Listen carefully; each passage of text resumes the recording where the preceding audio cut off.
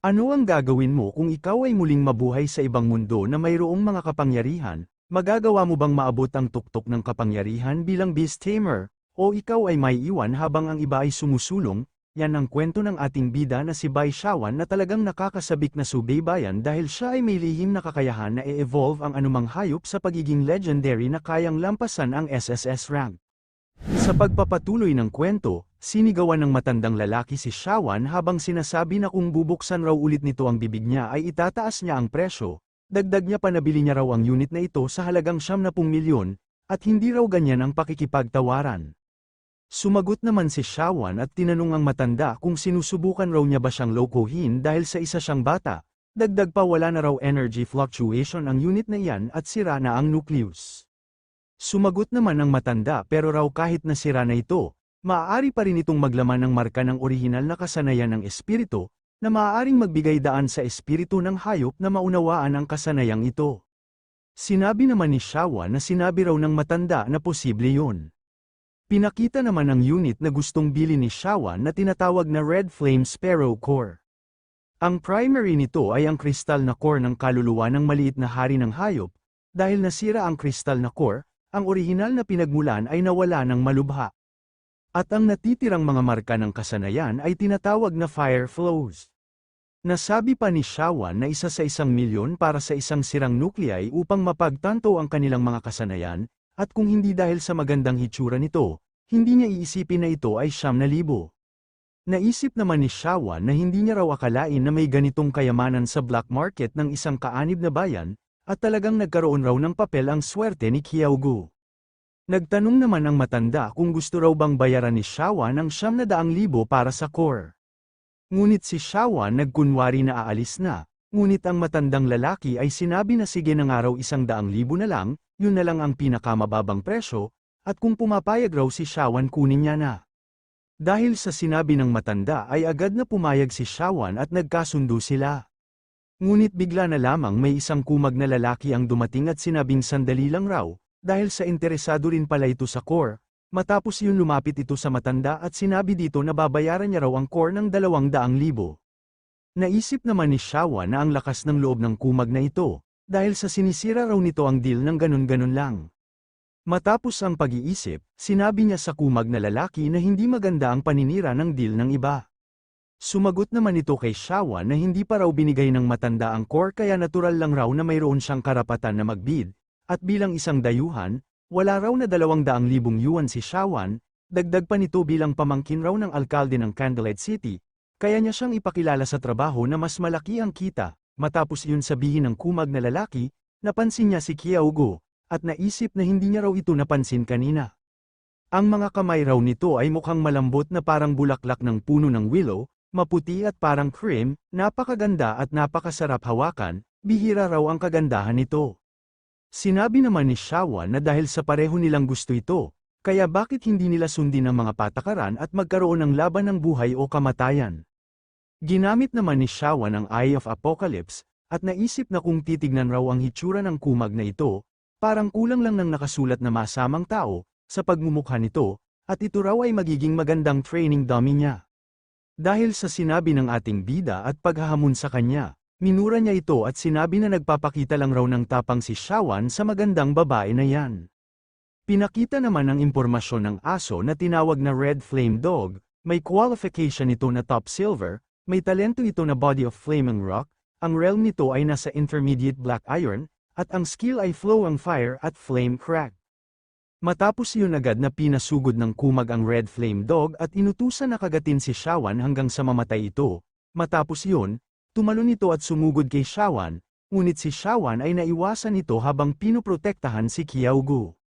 Matapos yun, naisip ni Shawan na para sa isang taong katulad niya na palaging pinoprotektahan ng kanilang pamilya, ang isang laban ng kamatayan laban sa isang Imperial Beastmaster ay isang bihirang pagkakataon. Habang iniisip ang mga yon, muli na sumugod ang Red Flame Dog kay Shawan, ngunit madali niya lang itong iniiwasan habang patuloy sa pag-iisip na ang isang Bronze Grade Spirit Beast ang pinatay, kaya iniisip niya kung gaano kalakas ang isang Black Iron Grade Imperial Beastmaster. Bigla naman tinawag na basura ng kumag si Shawan at sinabi nito na umiwas ito hanggat kaya niya.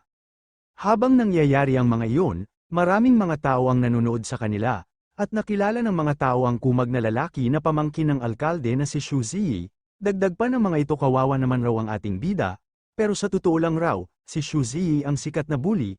Dagdag pa ng mga ito na gustong-gusto raw ni Xu Ziyi na gumawa ng isang palihim na pag-atake sa tuwing ito ay nakikipaglaban. Bigla namang muling tumalon at sumugod ang Red Flame Dog patungo kay Shawan, kaya si Qiaoguo ay nag-alala sa kanya at sinabihan na mag-ingat ito, habang ang matandang lalaki ay sinabing ito na ang katapusan ng ating bida. Ginamit naman ni Shawan ang kakayahan niya sa tubig at naisip na dahil sa hindi siya tinitigilan ng Red Flame Dog na ito, makikipaglaro na lang siya dito.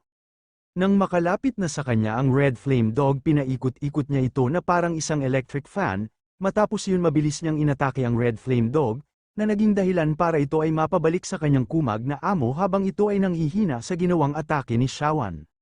Dahil sa nangyaring yon, galit na napamura si Xu Ziyi, at sinabi na gusto raw ba talaga na master ng asong yan ang makalaban niya, at nagbanta na gagawin niya raw na mahirap para sa kanya ang kumain. Matapos iyon, muli nang nakabawi ng lakas ang Red Flame Dog, at inutusan siya ni Xu Ziyi na gamitin ang Flowing Fire, na agad namang ginawa ng aso, at mabilis na inatake si Shawan ng Flowing Fire, na agad din namang iniwasan ni Shawan, at naisip na oras na para tawagin ang White-Scaled Fish, at hindi nga nagtagal ay tinawag niya na ito. Ngunit bigla naman silang may napansin sa kanilang likuran na bumukas ang isang beast space, at nakita nila ang isang malaking ahas na nakabuka ang malaking bibig nito at balak sana nitong atakihin sila ng palihim na pag-atake. Ngunit dahil sa napansin nila ito ay agad nila itong parehas na iniwasan. Matapos iyon, sinabi ng kumag na si Xu Ziyi na hindi niya raw akalain na maiiwasan ni Shawan ang ganoong uri ng atake. Ginamit naman ni Shawan ang Eye of Apocalypse niya at nakita ang impormasyon ng ahas na tinatawag na Fire Snake, may qualification nito na Intermediate Silver, at ang talento nito ay bilis, at ang realm ay nasa Medium Black Iron, mayroon itong skill na Primary Snake Venom. Nasabi naman ng White-Scaled Fish na sobrang nakakadiri raw ang mag-ito, habang si Shawan nasabing mukhang magiging mahirap ito. Matapos yun agad niya nang pinasugod ng mabilis ang White-Scaled Fish, habang ang kumag na si Xu Ziyi ay hindi naman nabahala, at inutusan ang Red Flame Dog na gamitin ang Flame Crack, na agad namang ginawa nito, dahil doon ay nakabuo ito ng maraming apoy sa paligid nito, at agad na pinapante sa White-Scaled Fish, dahil doon ay napamura ang White-Scaled Fish, at hindi nagtagal ay bigla na lamang itong sumabog ng mabilis. Dahil sa nangyaring yun, tumawa ng napakalakas ang kumag na si Xu Ziyi habang sinasabi na halata naman raw na isang low-level na Beastmaster lang si Shawan, na mayroon isang spiritual pet lamang, ngunit hinamon pa rin siya nito kahit na siya ay nasa Black Iron level. Dagdag pa nito, kawawa naman raw ang pet ni Shawan, at ito raw ay mali ng sinunod na master. Ngunit ang ating bida na si Shawan ay hindi naaapektuhan sa mga nangyari habang nakangiti nitong sinabi sa kumag na si Xu Ziyi, na masyado pang maaga para gumawa ng mga conclusion. Matapos yun sabihin ni Shawan, pinakita ang White-Scaled Fish na nakaiwas pala sa ataking yun ng Red Flame Dog sa pamamagitan ng paggamit nito sa Royal Flow, at ito ay mabilis na sinampal ng asul na buntot niya ang Red Flame Dog, na nagresulta ng pagtalsik nito sa pader. Matapos niyang iligpit ang Red Flame Dog, agad siyang pumunta sa Fire Snake. Ginamit niya rin dito ang Royal Flow, kasunod ay ginamit niya ang Water Erosion, dahil doon ay nadikdik sa gusali ang Fire Snake na wala man lang nagawa. Matapos ang mga pangyayaring yun nang inig sa takot ang kumag na si Xu Ziyi, habang napapatanong kung paano raw naging ganyan kalakas yan. Lumapit naman si Shawan sa kumag habang sinasabi dito na sa totoo lang raw, ang talento ng Spirit Beast nito ay hindi na masama, sa kasamaang palad si Xu Ziyi ang maling master na napili. Dahil sa pagkatalo kay Shawan at dahil rin sa mga sinabi nito, nilabas niya ang kutsilyo niya habang nagagalit para saksakin si Shawan, at tinatawag nito ang ating bida na isang low-level Beastmaster. Ano raw ba ang ipinagmamalaki nito? Ngunit bago pa man magawa ng kumag ang plano nito, dumating si Angelica at tinapakan sa ulo ang kumag.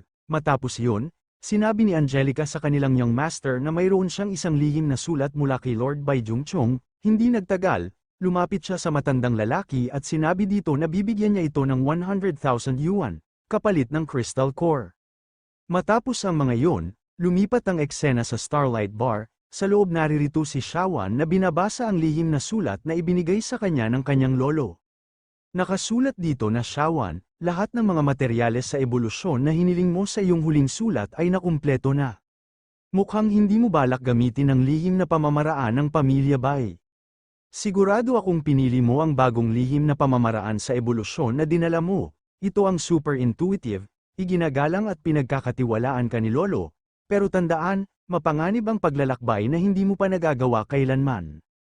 Matapos mabasa ang sulat ng kanyang lolo, nasabi ni Shawan na gagawin niya na, ang white-scaled fish ay malapit na mag-breakthrough sa black iron level, at ito ay uunlad na sa kauna-unahang pagkakataon. Ayon sa pamamaraan ng ebolusyon ng Pamilya Bai, ang white-scaled fish ay kalaunan ay umunlad sa isang red-eye goldfish. Ngunit ang Eye of Apocalypse ay nagbigay sa kanya ng isang hindi matitinag na kadena ng ebolusyon. Ang pagpasok sa dagat bilang balyena, paglipad sa langit bilang isang ibon. Mula sa pagiging isda patungo sa balyena, mula sa pagiging balyena patungo sa isang maalamat na balyena. Mula sa isang maalamat na balyena patungo sa Kaladaryos.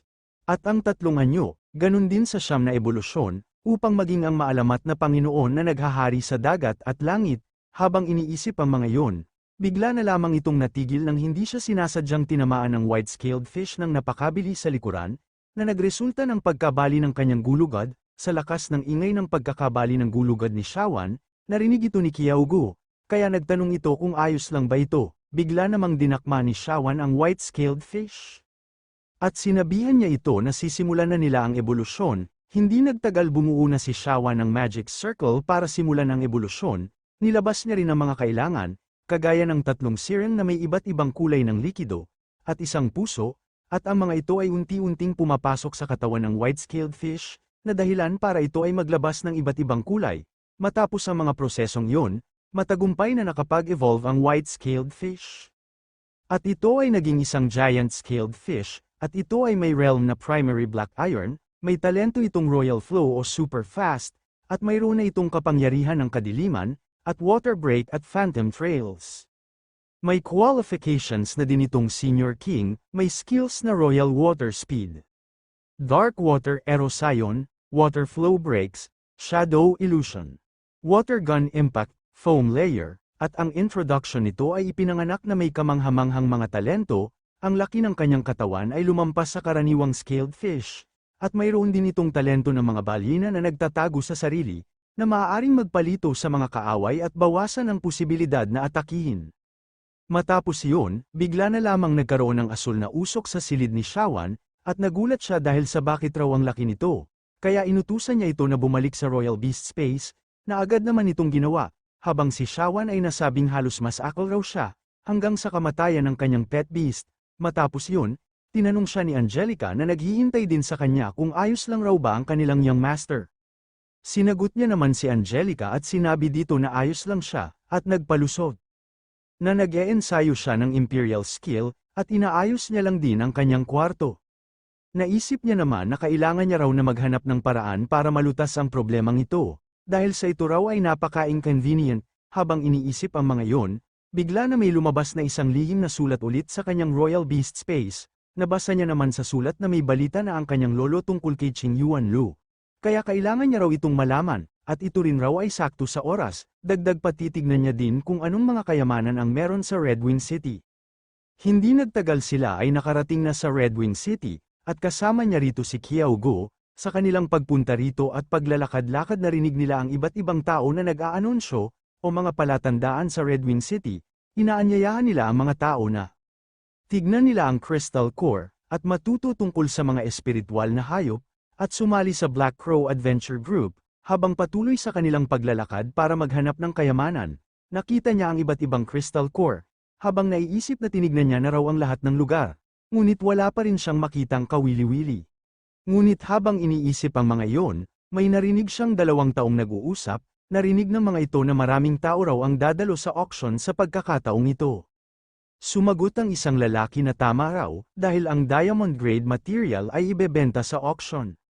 Sinabi pa ng isa na ang Panginoon ng Linlin City na nangongolekta ng mga diamond grade material sa buong mundo ay narito rin, at ito raw ay darating para sa auction, kaya di na raw nakakakaba kung sino ang makakuha ng diamond grade material sa pagkakataong ito. Nang marinig yun ni Shawan, naisip niya na nakakalungkot, dahil napakahalaga raw sa kanya si Qing Yuanlu, at kung makikialam ang Panginoon ng Linlin City, magkakaroon ng mga baluktot at pagliko sa auction na ito.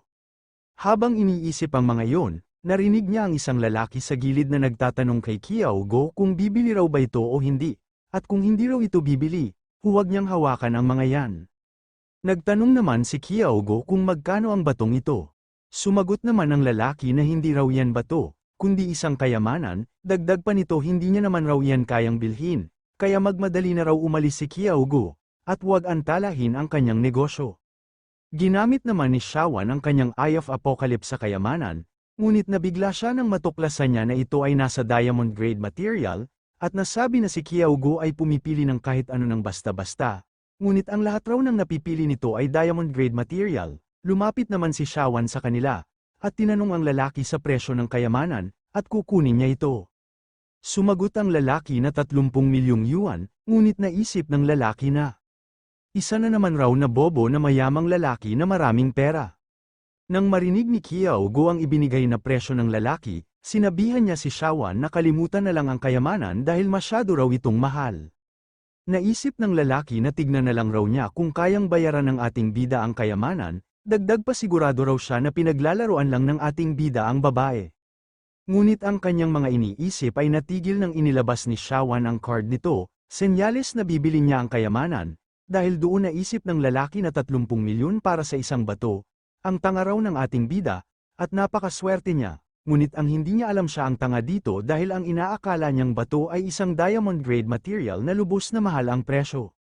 Habang nangyayari ang mga iyon may mga taong nakapansin na kakaiba sa kanilang itaas, at nagtataka sa kung anong uri raw ng spirit beast iyon, at mukha raw itong ibon na may sungay, ngunit sinabi ng isa na ito raw ay isang crane. Pinakita naman ng Beastmaster na nasa itaas at ito pala ay si Bai Jungchung na lolo ni Shawan, sinabi niya sa Phoenix Winged Crane kailangan pa raw nitong mas bilisan. Pinakita naman ang lahi ng ibon na sinasakyan ni Bai Jungchung, ito ay tinatawag na Phoenix Crown Cloud Winged Crane, may realm ito na Intermediate Diamond, at may talento na Turbulent, at may qualification na High Grade Diamond, at ang mga skill nito ay ang Turbulent Storm at Cloud Wing Blade, at ang huli ang Cloud Feather Dance. Napansin naman ni Bai Jungchung ang pagdating ng isang nilalang habang sinasabi na nasabihan rin raw pala ito na dadating siya. Tumawa naman ang isang lalaking mataba, dahil sa dumating na raw ang sikat na Panginoon ng lungsod ng Balan City, sumagot si Bai Jungchung sa nagngangalang si Chilao Gui na nandito siya para sa negosyo, hindi para makipaglaro. Sumagot si Chilao Gui na isa raw na panauhin si Bai Jungchung, habang nangyayari ang mga yon. Naiisip ni Shawan habang nakatingin sa itaas na para raw manalo ng maayos sa Qing Yuanlu. Personal na pumunta ang kanyang lolo, matapos ang mga iyon, mabilis na lumipas ang oras at dumating na ang kinabukasan, habang si Shawan at ang kanyang lolo na si Bai Jungchung ay nag-uusap, tinatanong ni Bai Jungchung si Shawan kung sigurado siyang gustong gawin ito, sumagot naman si Shawan na oo, at sigurado raw siya na makukuha niya ito. Habang nag-uusap ang dalawa, bigla na may nagtanong kay Bai Jungchung kung bakit raw ba siya hinahanap nito. Pinakita naman ng babaeng nagsalita na si Lan Dongli, ang Panginoon ng Linlin City, kasama nito ang kanyang apo na si Lan Zeki. Sinabi ni Lan Dongli na wala na dapat pag-usapan dahil kung pumunta raw si Bai Jungchung para sa Qing Yuanlin, sasabihin niya na ulit na ang taong may pinakamataas na magbigay ng presyo ang siyang makakakuha nito. Nabigla naman si Shawan sa babaeng si Lan Zeki at tila may kakaiba siyang nakita dito. Natuwa naman si Bai Jungchung habang tinatanong kung iyan ba ang kanyang apo, narinig niya raw na nagtitipon siya ng mga diamond grade material para gamutin ang kanyang karamdaman.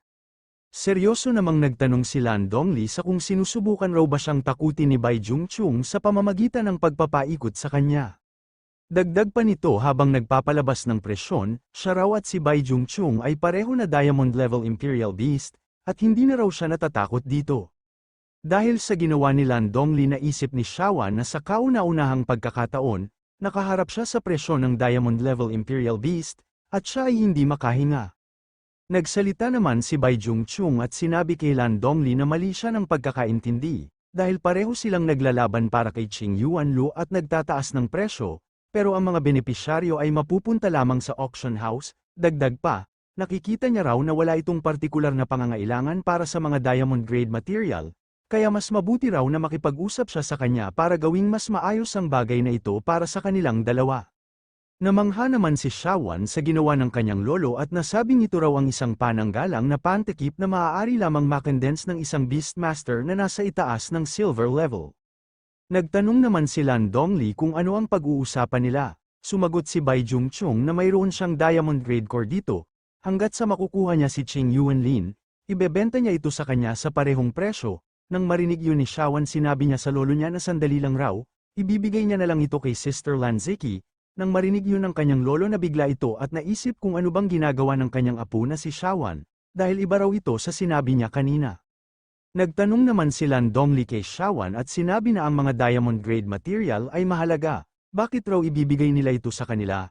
Nakangiti namang sumagot si Shawan na hindi ba raw sinabi ni Lan Dongli na kailangan ng kanyang apo ng mga diamond grade material para sa paggamot nito, at dahil sa gusto niya naman si Sister Lan Zeki, kaya ibibigay niya na lang sa kanya ang sunflower fruit. Nang marinig ni Bai Jungchung ang sinabi ng kanyang apo na isip niya na si Shawan ay hindi ganoong uri ng lalaki, kahit raw na talagang gusto niya si Lan Zeki, ang pamilya Lan ay masyadong manipis at mahina para maging manugang niya. Ngunit bigla na lamang siyang lumapit kay Lan Dongli at ibinigay ang diamond grade core, at sinabi dito na ang kanyang apo ay masyadong prangka, dahil sinabing gagawin ito, ngunit sa isip ng kanyang na may mataas na posibilidad na ang kanyang sobrang intuisyon ay nakadiskubre ng isang bagay na nagpabago ng plano ni Shawan. Hindi nagtagal tumalikod sila Lan Dongli at ang kanyang apo, at sinabi na dahil sa tinanggap niya na ang regalo na ito, hindi na siya makikipagkumpitensya sa kanya. Ngunit bago umalis nagtanong ang namumula na si Lan Zeki kung ano ang pangalan ng ating bida, nagpakilala naman siya dito at sinabing ang pangalan niya ay Bai Shawan, at nakatira siya sa mansyon ng Panginoon ng lungsod ng Belen.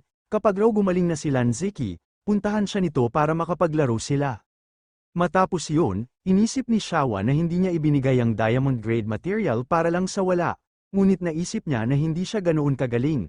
Habang unti-unting naglalakad papalayo sila Lan Zeki, naisip pa ni Shawan na ang isang epic space-based na spirit beast na may dalawang kakayahan na S-level, kung mapapalakas raw nito ang mga talento nito, kung makaligtas ito ng maayos, magiging isa itong napakalakas na Beastmaster.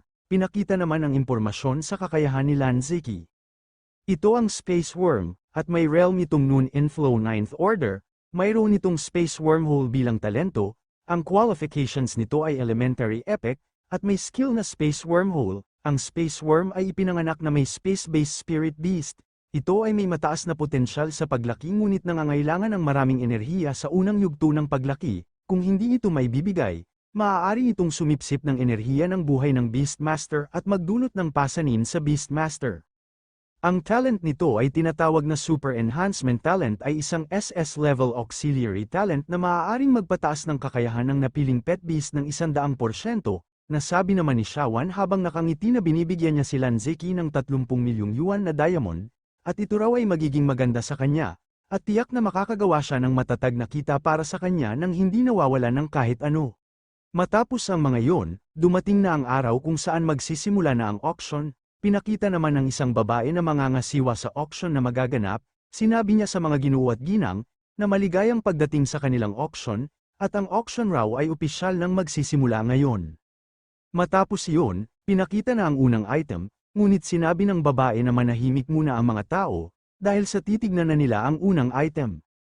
Ipinaliwanag ng babae na ito ang gold level na itlog ng Spirit Beast, ang Purple Thunder Eagle, magsisimula ito sa 1,000,000 Kyushu coin. Nang marinig ng ibang mga tao ang unang item, nagbulungan ang mga ito na ang Purple Thunder Eagle raw ay napakahirap palakihin, dahil sa hindi ito sumusunod sa mga utos, sumang-ayon naman ng isang lalaki, at idinagdag na kakaunti lang ang mga Beastmaster na kaya itong palakihin, at ang oras at perang ginugol ay hindi sulit. Lumipat naman ang eksena kay Shawan na kasama ang kanyang lolo, habang si Shawan ay tinitignan ang itlog ng Purple Thunder Eagle.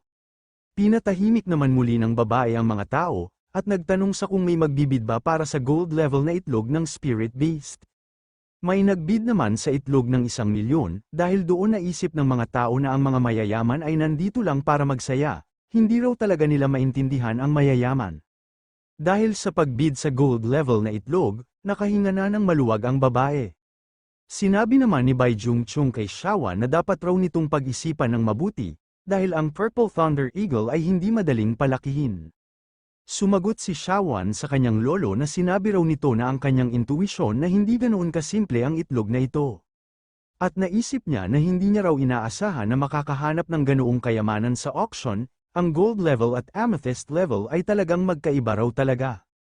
Matapos iyon, binati ng babae ang mga kagalang-galang na panauhin sa kahon tatlo sa pagkapanalo ng itlog ng Purple Thunder Eagle, matapos iyon sinasabi na ng babae ang susunod na item, ngunit lumipas muna ang isang oras, hindi nagtagal, isinunod na ng babae ang huling item para sa araw na ito, ang Qing Yuan Lu, at walang presyong pangreserba, at pwede silang magbid ng libre, simula sa 1,000,000 Kyushu coins.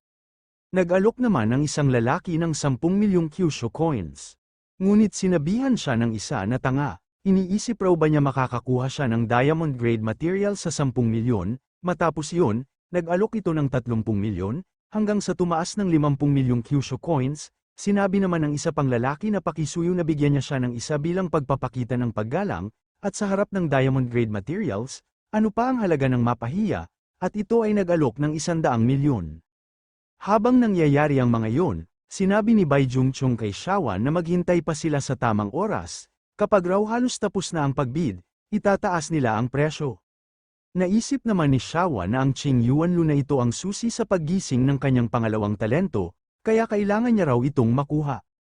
Dahil hindi niya pa rin alam kung paano gamitin ang Awakening Stone mula sa pinuno ng Mutant Candle Spider, pinag-aralan ng kanyang Eye of Apocalypse ang paggamit ng Originium para makamit ang Heavenly Enlightenment. Ang unang paraan, dalhin ang Originium sa iyo sa lahat ng oras, pagkatapos ng isang tiyak na tagal ng panahon, may posibilidad na magising ang isang F0 level talent, magagamit isang beses bawat taon. Ang pangalawang paraan, embed ng direkta ang Originium sa iyong sariling katawan, may posibilidad na magising ang isang CA level talent, magagamit isang beses bawat 5 taon.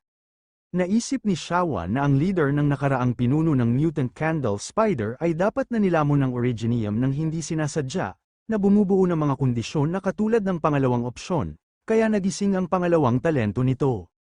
Ang pangatlong paraan, gamitin ang Originium bilang pangunahing materyal, at dagdagan ito ng mga lihim na dahon ng Nixia, luha ng Tianyuan, at iba pa, upang gawin ang Awakening Liquid, ibabad ito ng isang araw at isang gabi, at magkakaroon ng posibilidad na magising ang isang SSSS level talent at ito ay magagamit sa kasalukuyan. Ngunit naisip ni Shawan na ang pangatlong paraan ay maaaring magising ang SSSS level talent, ngunit ang mga materyales para sa paggawa ng Awakening Liquid ay napakabihira.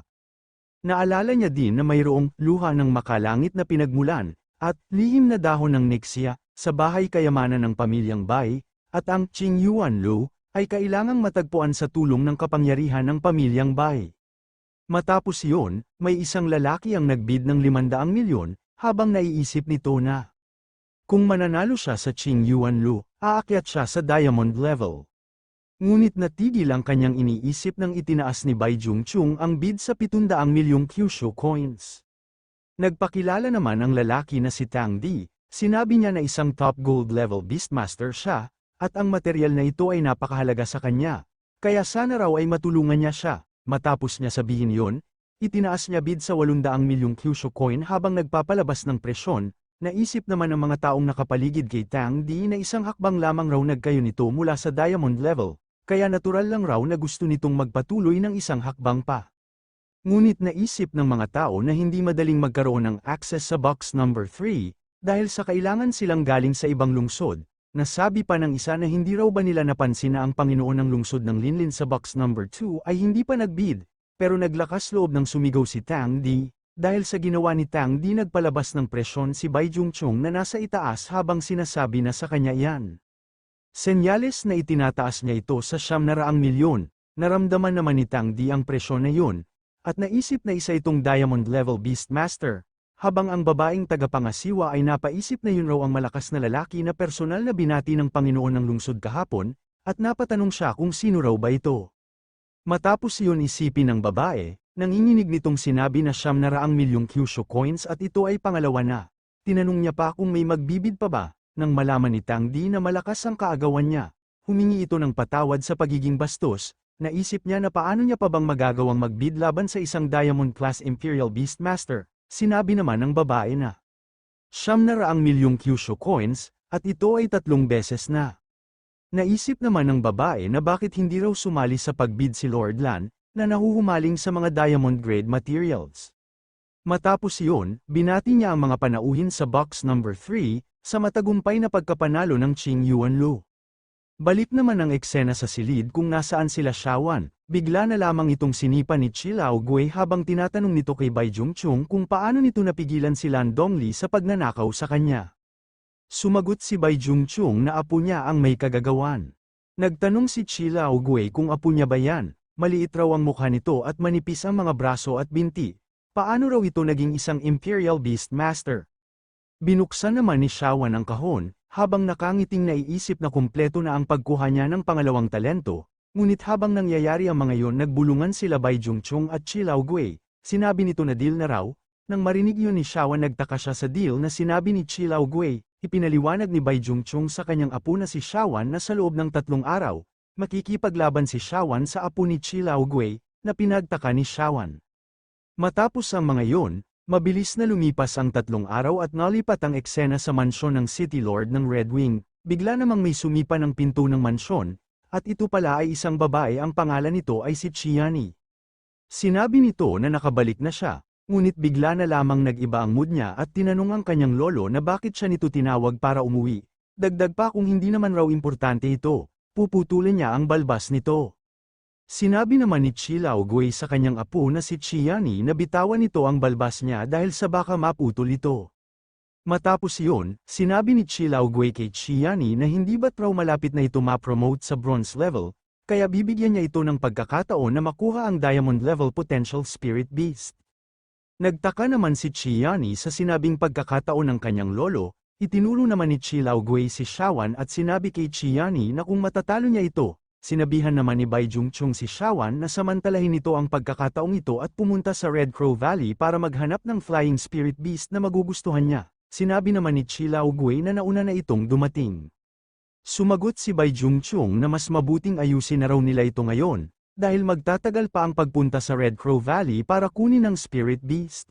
Sumagot si Chi Lao Gui na sana matalo raw ang apo ni Bai Jungchung, habang sinasabi yun na bigla siya sa ginawa ng kanyang apo. Dahil sa ito ay nagpakilala kay Shawan, sinabi ni Chiani na ang gwapo raw ng ating bida, kaya tinanong niya ito kung anong pangalan nito. Nagpakilala din naman si Shawan kay Chiani na napapakamot na lang, habang ang kanyang lolo na si Chi Lao Gui ay naiinis sa ginawa ng kanyang apo.